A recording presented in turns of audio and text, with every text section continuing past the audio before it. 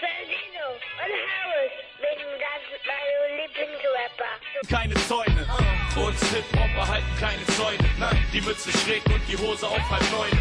Keine Regierung und keine Zeitung macht, dass wir uns ändern, wir bewahren die Haltung. Uns Hip-Hop erhalten keine Zäune. Nein, die Mütze schräg und die Hose auf 8:30. Keine Regierung und keine Zeitung macht, dass wir uns ändern. Ich war ein einfaches Kind in meinem Block im 6. Stock auf dem Kiez. Und eines Tages hatte ich Bock auf den Beat, Bock auf ein Mikrofon, Bock auf ein Publikum. Und jetzt ist eure Zeit im Rampenlicht so gut wie um. Wir laufen durch die Straßen mit dem Walkman. Leute finden es komisch, denn wir sagen, alter Yo man.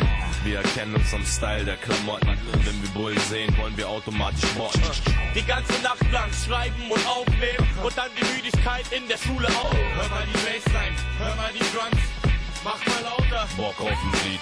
Hör mal auf uns, hör mal, wir hören dir nicht zu. Mach mal halblang. Deine Lieblingsrapper. Hör mal die Bassline, hör mal die Drums, mach mal lauter. Bock auf ein Lied. Hör mal auf uns, hör mal, wir hören dir nicht zu. Mach mal halblang. Deine Lieblingsrapper.